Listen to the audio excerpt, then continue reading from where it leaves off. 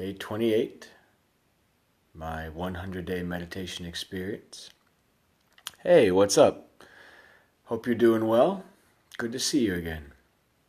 Hey, right on. It's nice to see a lot of you regulars coming back. Much love and much appreciated. So again, I'm Alan Brock of Ground Your Divinity, doing my 100-day meditation experience, day 28. So, and of course, any comments, questions, thoughts, whatever you guys have, chime in and I will serve how I can. It's fun just to hang out and talk. So what am I experiencing today? A lot of fatigue. My body, I've kind of run ragged over the past few days, and I have some significant fatigue and tiredness and all of the above. And during my meditation, actually earlier, I was doing the seated thing, and I was sitting up, and I was doing my best to just kind of sit there, and my body was just like, I'm not feeling this right now. Let's take a nap, and just kind of this, like, and I'm like, no, I got it. Squeeze the pelvic floor, sit up. I'm okay. I'm okay. So I was kind of playing with that for part of it, and that's okay. Every day is different. I did for half an hour the meditation, decide to do the curl up in a ball thing. By the way, if you have that kind of deal, if you got a little fatigue going on or having difficulty focusing, I do highly recommend this as an option. Just doing something like this and just holding and breathing and focusing on your body by holding some sort of a posture. That's part of the principle behind the various yoga asanas and things like that, is it makes it very easy, we'll just say, to focus on your physical body. And when we're focused on our physical body, it helps to keep us awake, alert, and centered and grounded. So I found that to be very helpful, and I actually had more energy when I finished that half an hour than I did when I started, and felt more, like I said, more present and more grounded. That being said, too, some other things that are kind of coming up for me right now is just a reinforcement of this idea that it's okay to have different days. There's a piece of our psyche that wants everything to just constantly improve, to constantly get better. And it's like, well, yesterday my meditation was this, and I was deeper, and I had insights, and I had a deep sense of bliss and all the above. And that stuff can come, and that's wonderful when it does. But sometimes, good question, Marty. It's all relative. I feel like all right, one, just starting. If you have 5 minutes a day and you can spend 5 minutes, that's beautiful and that's perfect, and it starts and it builds the habit. I feel like a good anywhere from 20 minutes to an hour daily would be a really great regular practice time.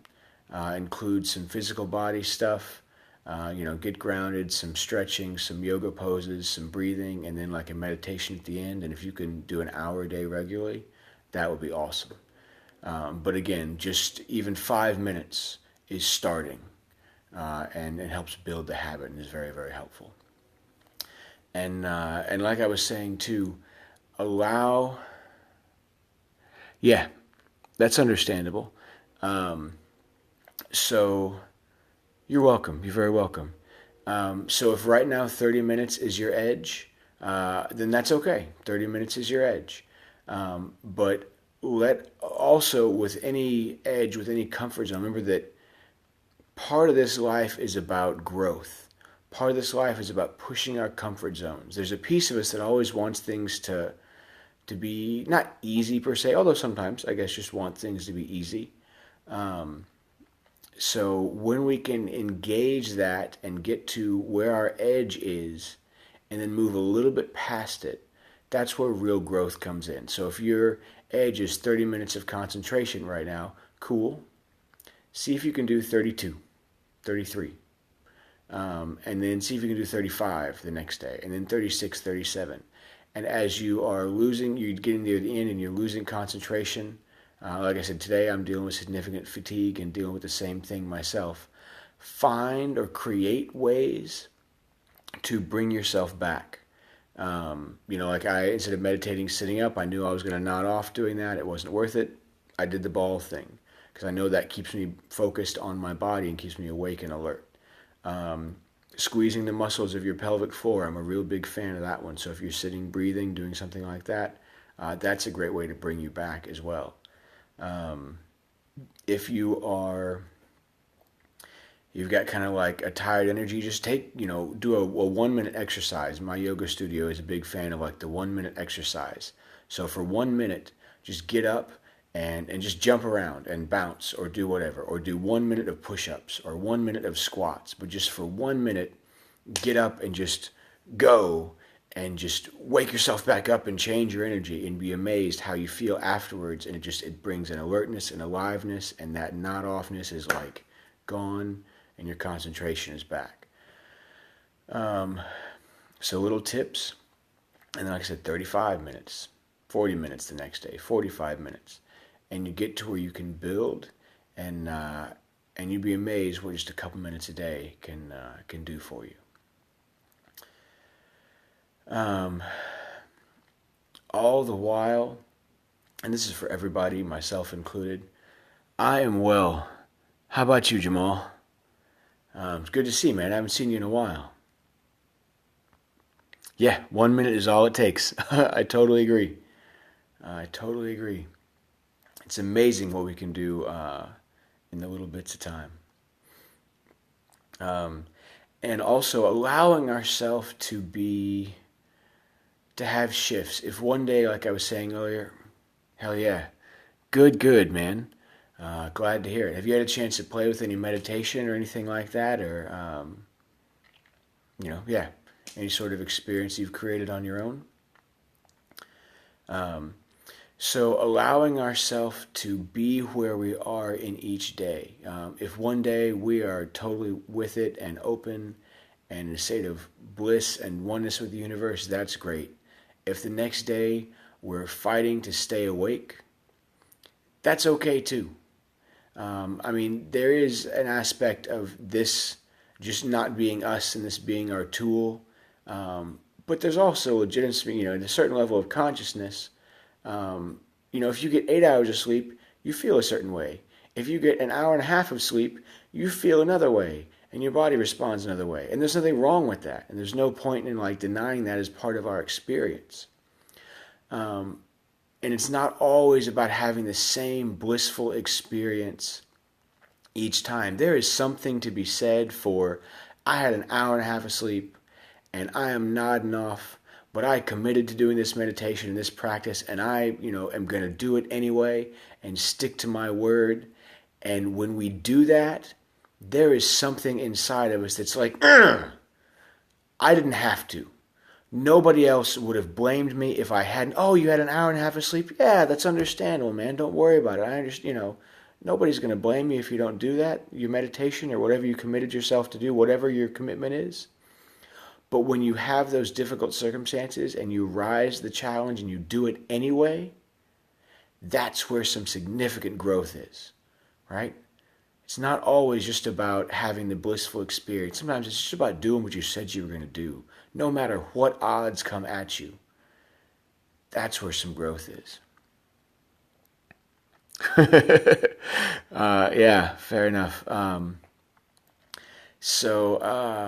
by the way, I really, really, really appreciate the hearts. Thank you very much. Hey, what's up, buddy? So if you happen to have some insomnia going on, and it's 4 a.m. and you're wide awake, for example, getting back, good to see you. Getting back down in your body, we tend to, when that happens,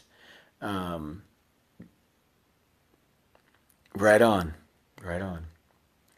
We tend to be trapped in our head, especially I've had that happen too. You're laying there and you're just oh, I want to go to sleep. Oh, I want to go to sleep, and I can't go to sleep. And then the thoughts of the day are around your head. And you look at the clock, and you're like, shit, it's 4 o'clock in the morning. And then you lay and you toss this side, you toss that side, and nothing's really happening. You just keep going around, and and then you're getting mad about the fact that you're not getting any sleep. And then you're like, well, I got this many hours till I got to wake up anyway. So what's the point right now?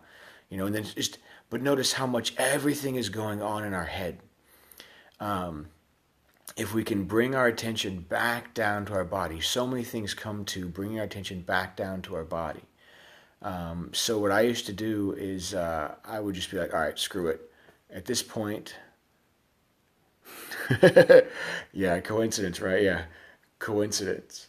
I'm finding there's no coincidences. So what I used to do after I spent time and time again of just laying there tossing and turning, realizing that was just pointless. And then I would sometimes get up and watch a movie or play a video game or something like that, and that seemed to help occasionally, but not as much. So then I just started doing things to get me back. Right on. Yeah, lately I've actually been doing a very similar thing, but not for insomnia. It's just been because I'm doing so much shit throughout the day. Um, But so getting up, and I used to take little walks just around my house. Just put a blanket around myself and just walk around the house. Let my brain relax, let my mind clear, and just feel my feet and just walk. And if I walked for 2 minutes or I walked for a half an hour, didn't matter because I was going to be up anyway, right? But not walking thinking. The idea is let the energy come down. So I would just, let my brain relax, let my mind relax, and just feel my feet and just walk. And just walk and keep feeling my feet and feeling my feet. Drinking warm or hot water or hot tea really, really helps. There's something about that warm liquid going down into your body that wakes your body back up. And when you wake up the senses of your body, I don't mean wake up like I'm awake now. I mean like wakes up the senses of your body. And when you wake the senses of your body up, it realizes, oh, I feel tired. I probably should go to sleep now. When we're stuck up in our head and we're going through the thoughts, we don't feel the tiredness of our body as much. And so the signal to go to sleep is not as strong. So again, keep bringing your attention back down your body. The warm tea or hot tea, warm water is great. Walking is great. The standy bouncy thing where you just kind of stand, put your feet parallel and just stand. And just very lightly kind of bounce for a little while. You'd be amazed. Do that for 10, 15 minutes. And then sit down at your bedside. If that works for you, then right on, man. I would fall off quite easily. I had a skateboard as a kid, and yeah, I played around a little bit, went up and down the street, but never anything significant. At this point, I feel like if I had low sleep, my balance would be such that I'd probably do more harm than good. But by all means, brother, if that does it for you, go for it, for sure. Everybody's got their thing. So yeah, so something, the hot tea, hot liquid, wake the senses of your body back up, do the standy bouncy thing, do the walking thing, and if it takes 5 minutes, cool. If you walk or do the standy bouncy thing for an hour, you're going to be up anyway. Screw it, right? And then when there's a point at which the brain finally relaxes and finally releases, and your senses just drop down into your body, and then you really feel where you are. You can sit by your bedside, breathe a few minutes, and just relax. And then I really feel like you will just nod off. Another helpful hint, something called toe tapping. It really ought to, I guess, be called leg rotating. But at the yoga studio, we call it toe tapping. By the way, Body and Brain Yoga, if you guys want to check it out, find one in your area. I've been a member for over 4 years. I love it for so many reasons. But basically, lie down and then rotate. You can do this sitting up as well, but if you're lying in bed and having difficulty going to sleep, lying down is great. Start rotating your legs at your hip joints, like at your ball and socket joint in your hip. And then just let your whole leg rotate. You can't see this right now, but you can just trust me. My feet are tapping together. So you're just kind of doing this thing with your feet, right? But let the motion come from your ball and socket joint in your hip. Your feet just come along for the ride. And if you just lie there on your back, stare up at the ceiling, and just do this, rotate your legs and tap your feet, you can actually turn your head side to side as well. Just kind of look a little bit left, look a little bit right as you're doing that. Releases the muscles in your neck, allows blood to flow more clearly, and again, lets all your energy just come down into your feet and get out of your head. So if you don't feel like getting up and walking, try this. And just sit here and tap and bounce and let your head move side to side. And do that for, 15 minutes. See how you feel. I do that oftentimes before I go to bed for a few minutes. Just helps kind of clear the energy of the day out and makes for great restful sleep. So basically that. So if you think about like where your mind goes, your energy follows, right? So, if I'm doing this, my attention's on my chest, right? Or if I'm hitting my knee, my attention's on my knee. So when I'm tapping my feet together, my attention is going to be on my feet. And if our energy is in our head, and that's what's keeping us awake, because all of this stuff is chunking, what's the absolute farthest place we can go away from our head? Our feet, right? So, and that's why, like for me personally, walking really helps, or the standy bouncy thing, really focusing on my feet, or like I said, the toe tapping. And just rotate your legs and just keep tapping, keep tapping, keep tapping. And after a while, so much awareness comes into your legs, your head just relaxes and releases and clears, and all your energy starts going into your feet. And then when your head finally lets go of this thinking and just takes a break, you feel the tiredness in your body more acutely, and your brain is relaxed, and then it's much easier to just kind of like, and fall asleep. So, thank you. I appreciate all the hearts very much. So I hope that helps. Those are some tips that I've experienced through dealing with some sleeplessness myself. And that's an in-the-moment thing. Like if it's 3, 4 a.m. and you're not able to sleep or whatever, then that'll help you in the moment. Also, throughout the day, doing things proactively, you're very welcome, brother. You're very welcome. I hope it helps. I will be here at least another 70 some odd days. I'm doing a 100-day meditation thing. So please feel free to follow me and tune in. And I got, who knows what each day will bring. But I hope to, thanks, man.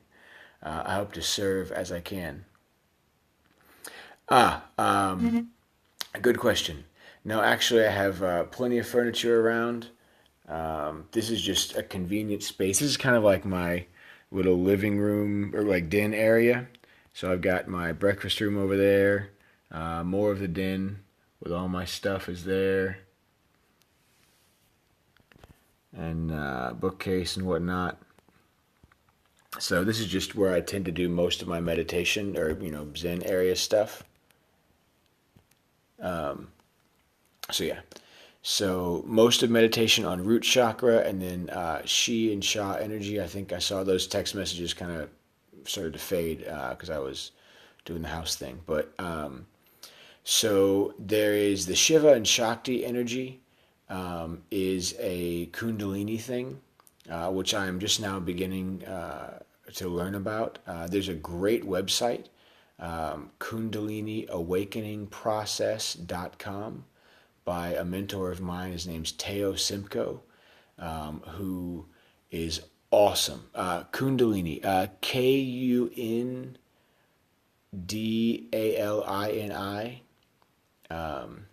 Hey, what's up? Kund, I think Dalini. But Kundalini Awakening Process, and you can Google it. And if you spell Kundalini slightly wrong, Google. It'll help you out and find it. But yeah, Tao, Tao, like kind of like Tao. Yeah, exactly. Google's awesome. I love it. But Tao Semko, Semko, and you can go there. Or another website of his is called Uma Tantra University.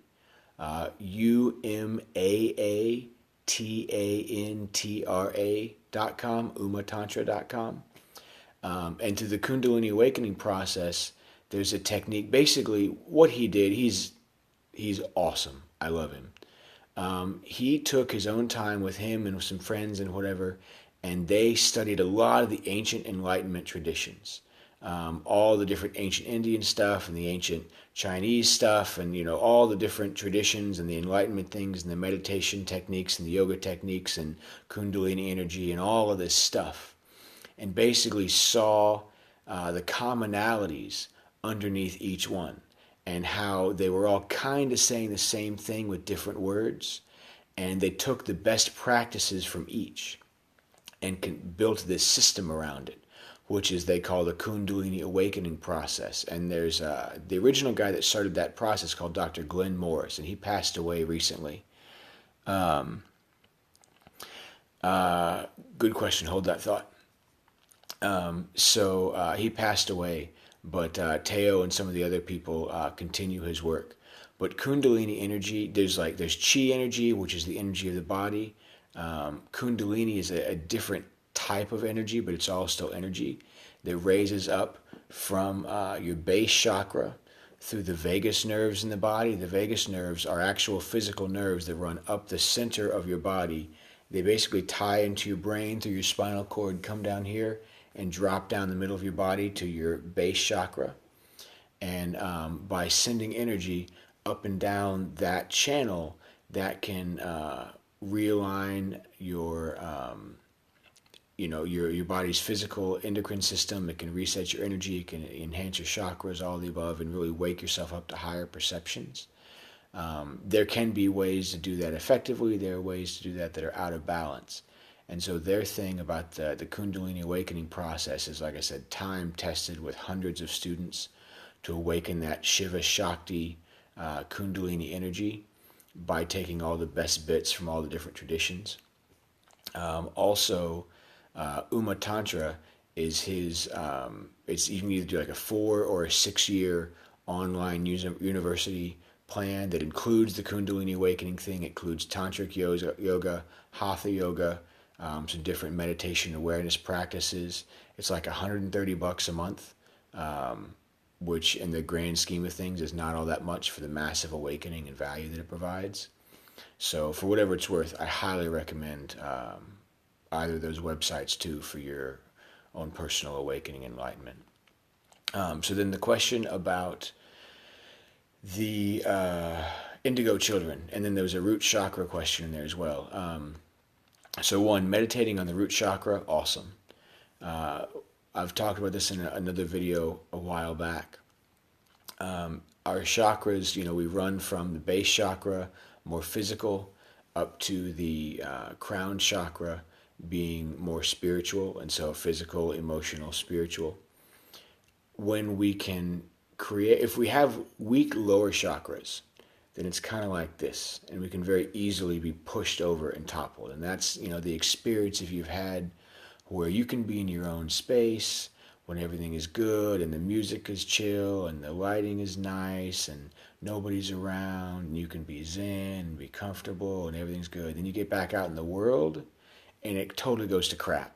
And somebody says something that pisses you off, and then all these thoughts start running around, or you pick up other people's energy and you totally get toppled and your whole zen place is gone. I understand that experience for sure. That's a result of being really open up here, but having no foundation on which to let your energy pool and store.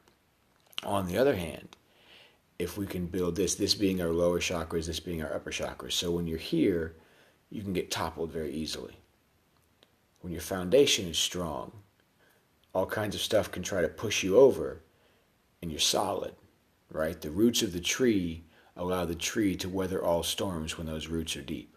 So yeah, by all means, meditate on your first chakra, increase that pool of energy in your first and second, and your lower ones, and build that foundation so as you begin receiving the higher energies and the higher aspects of being, it has somewhere to collect, and then you won't get knocked off your game as much.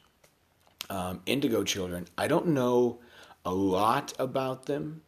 I do, the little bit that I've heard is that basically it is a certain class of souls, or certain kind of a soul family, or a certain set of awakening, like, and the high, outside of this realm, beings with a certain, yeah, right on. I agree.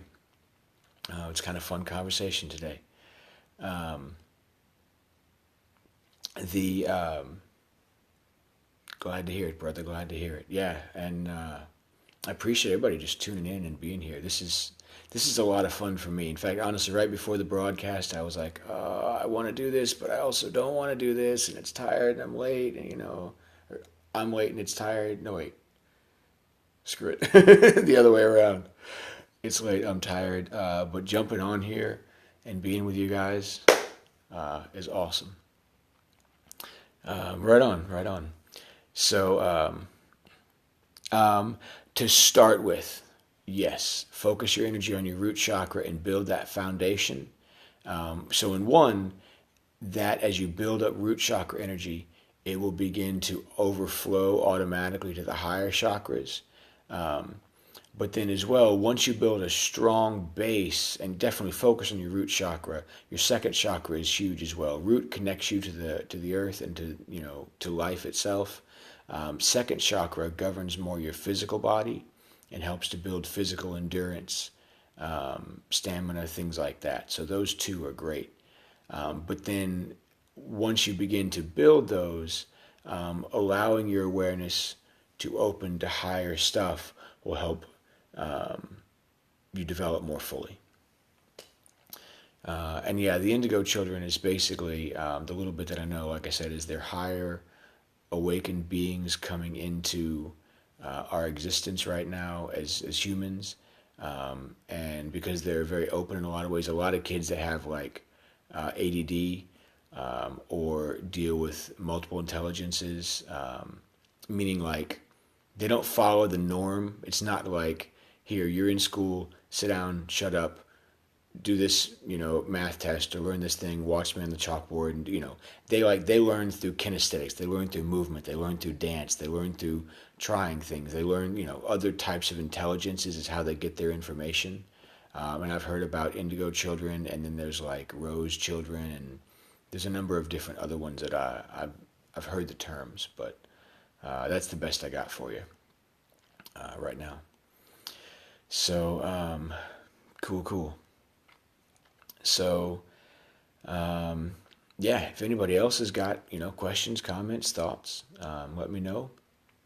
The other thing that I guess was that I had reflected on before I jumped in the scope was this idea of there's a piece of us in life that wants things to be easy, that we're just like, in fact, with my kiddos, I do some math and physics tutoring as well as life and wellness coaching and other different things. And with some of my students, I'm like, okay, what's your positive thing today? And we didn't have to do anything at school, or school got canceled, or I had a lazy day. And don't get me wrong, I occasionally like to have nice lazy days too, and it's fun when that happens, and you just get to like, and chill. But there's something in our human psyche that like wants our experience to be easy, and it's like it's always a good thing we don't have anything to do. And if we reflect on that, though, there isn't any growth in that, right? We come from the spirit realm, right? We were spirits first and got given a physical body, or took a physical body, or whatever you want to say it. The easy life is in the spirit realm. Right? I mean, that's where we're chilling, though there is no time, there is no difficulty, there's no anything. You're just in pure unity, oneness, and bliss all the time. That's the easy life. We came down here in a body for a reason. We came to have an experience. We came to have growth. We came to encounter difficulties and rise above, and to all of that kind of stuff you can't do when you don't have a body. If you have no body and you have no resistance, you have no difficulty. Very commonly, yes, absolutely. Waves of energy going up through your body. In fact, actually, that is kind of that Kundalini awakening. As you feel waves flooding from your root chakra and starting to go up. Negative energy leaving. Okay, yes, that also is true. I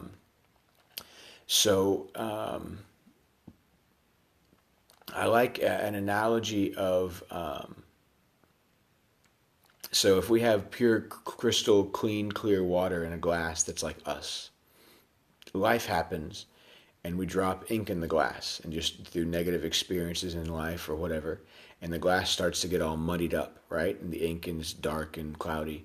And at first our consciousness wants to cover that up and be like, conveniently, here, I have a water bottle. All right, so pretend this is all filled with water, nice crystal clean water, and I start dropping ink in it so the bottom gets all cloudy, right?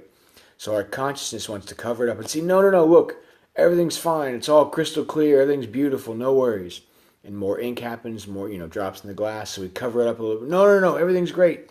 Everything's fine. See, I'm perfect. No worries. And we keep doing that. And eventually what we're operating from is a very, very small window of consciousness. And we've seen that. I mean, since we were like 5 years old, we kind of get this tunnel vision thing. Summer is not as long anymore. Time doesn't seem as long. Laughter doesn't come as easily. Just there's this tunnel visionness that comes. That can be reawakened as we do these practices and basically keep just pouring fresh, clean water through meditation, through energy work, quality exercise, all the above, and just pour quality energy in, then it overflows and the ink just kind of ups and leaves. And so, yeah, it's very common as you begin doing energy work and you're feeling positive energy and sending positive energy in through your body, that the negative energy just kind of ups and releases. Absolutely so. Another train of thought on the insomnia thing. So I'm sure a couple of those people dropped, but if they watch the replay or anybody else watching this later on, making active choices during the day to help with the insomnia thing, regular exercise I've found to be massively critical. Just kind of hanging out, man. Doing the meditation challenge and giving my experience. What's up with you? And you might have meant, what am I doing for my energy practices? Or you might have just meant like, what's up in general. So yeah, let me know if there was a clarification to that question. But yeah, the insomnia thing is, regular exercise I find really, really helps. Eat well. Yeah, I understand. Tapping the solar plexus is really helpful. It brings up a lot of discomfort and pain at first, but keep going in a nice, loving, relaxed manner, and just allow yourself to feel the pain, and eventually it will begin to release. So that's a great way to help with that. Also with eating, not too much high glycemic, high sugary stuff so that the insulin and the blood sugar spikes, keeping that a little bit more even throughout the day helps sleep at night. I recommend not watching TV or doing any sort of any chunking up here, at least like an hour before bed if you have an issue with any sort of sleep or insomnia stuff, or just in general, but especially if that. Some people tend to watch TV to fall asleep, and that works on one level. Cool. Thank you, brother. Yes, please do. And all my legit followers, I follow back as well. And yeah, man, I'm here, like I said, at least 70 more days, and keep jumping in, asking questions, and I will serve how I can. But I appreciate your input so far. I'm sure that it not only has helped you, but other people listening as well. So thanks for your contribution. So yeah, the food thing, or sorry, the not watching TV, or reading or whatever an hour before bed, that can help sometimes. To People tend to do that and just fall asleep. It's not as restful as sleep though, because we've still got a lot of this going. It's almost more of just like we're so friggin' tired we just pass out. But we do so with our brain still chunking, and so it doesn't get to fully relax, release, and so we can wake up still feeling tired. So I recommend letting go of any of that kind of stuff an hour before bed. Yeah, that's my recommendation. Because again, it just keeps this chunking. Actually, I've heard a number of places that basically use your bed for sleep and sex, nothing else. That way, your body gets a signal that only one of those two things is going to happen in this place. Because if we're used to like reading all the time in bed, then there's a confusion signal that sends into our body like, wait, am I supposed to be sleeping now? Or am I supposed to be awake and reading and my brain needs to be chunking, and that there's that inner biological confusion going on. So yeah, I've read Sleep and Sex, that's it, and let everything else go in the bed. Gives your body a more clear signal on what's up. And just don't fall asleep during sex, right? Women hate that. So I definitely feel that drugs can be beneficial in awakening higher senses and in spirituality. I know that my original awakening, mi pica la polla. I know a little bit of Spanish. I'm not quite sure what that is, but yeah, if you want to translate, feel free. I would really appreciate that. So yeah, my original awakening to the idea that there was something underneath this reality was me smoking weed back in the day. Tell you what, you translate first, and then I'll say it because I'm pretty sure I know what that means. So anyway, the weed thing. But that being said, I've found, and I've had a number of different drug experiences that with clean living, meditation, deep spiritual practices and awakening, that a lot of the same awakenings can happen sober. In fact, there's some I read once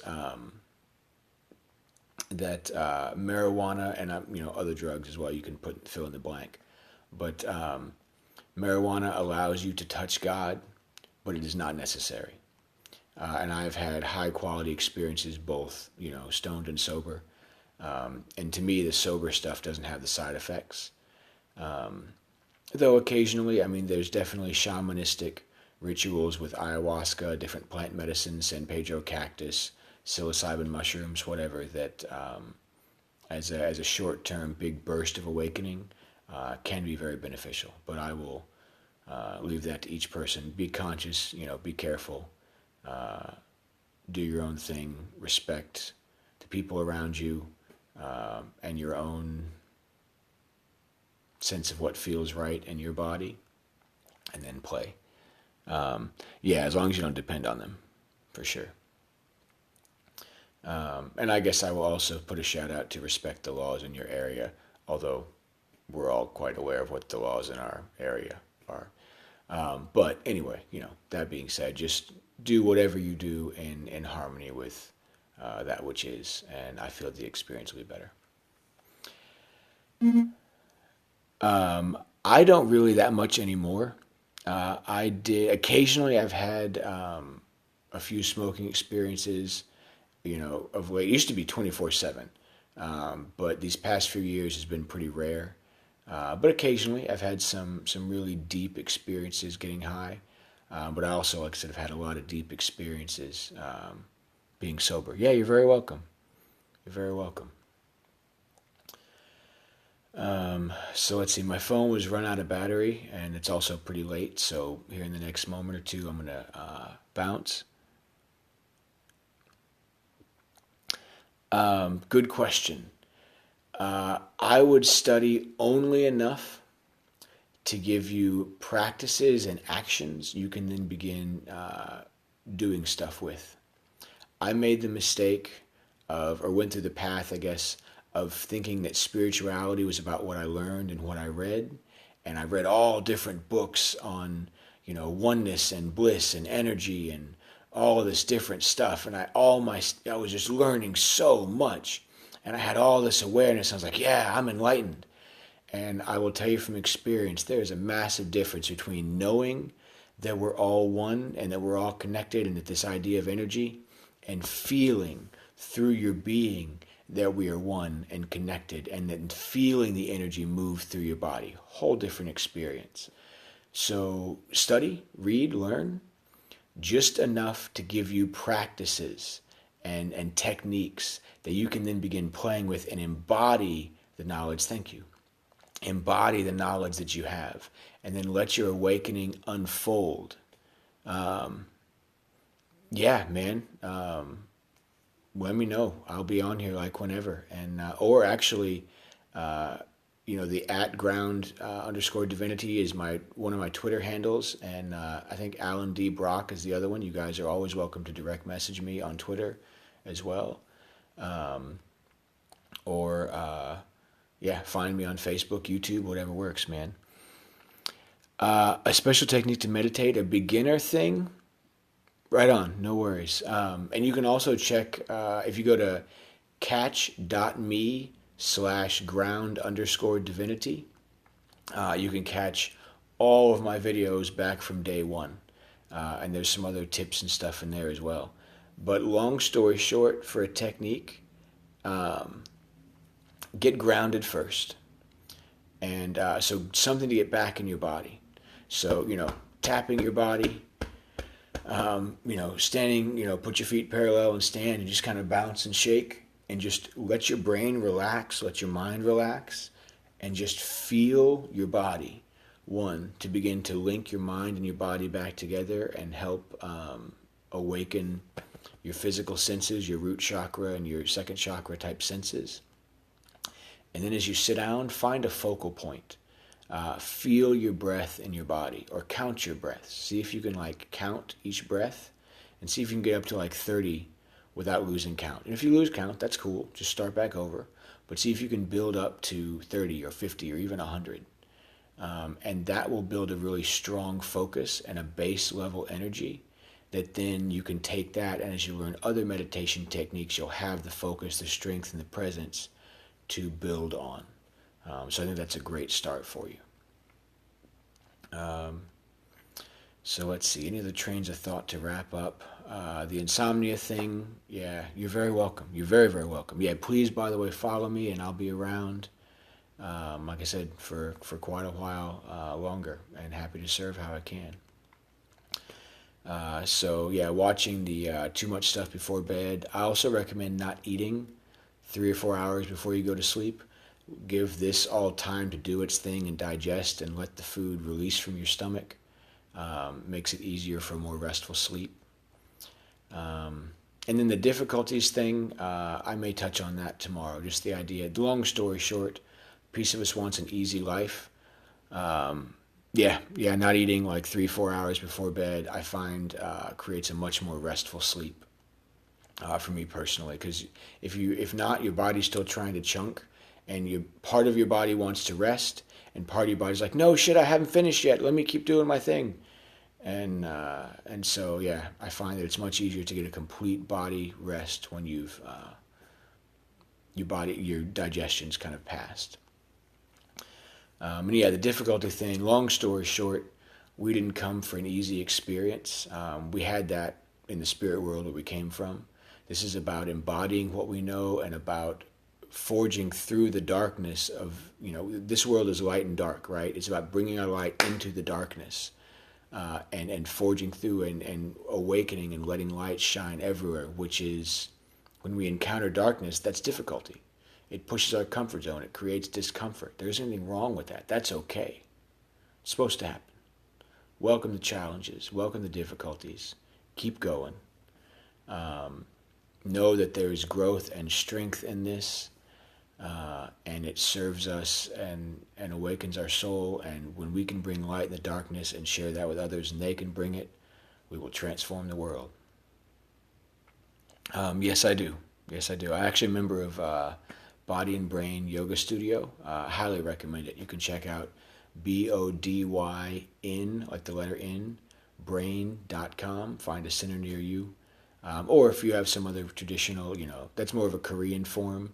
There's an Indian, like the traditional Indian asanas and vinyasa flow and hatha yoga type stuff is also great. But yeah, I highly recommend some sort of yogic practice to ground yourself and get back in the body, and meditation as well, for sure. So I tell you what, I probably have got like 1% battery power on my phone, so before it cuts off midstream, I'm gonna bid y'all all a wonderful evening. I'll be back sometime tomorrow. I appreciate your love, your hearts, your awareness, your insights, your questions. Cool. Thank you very much. Yeah, please follow, and I'll follow all my legit followers back. And you're very welcome. You're very welcome. So be blessed. Have an awesome day. Welcome. Whatever difficulties you encounter, keep going. Find your strength inside. Be grounded. Be zen. I love you all. Namaste.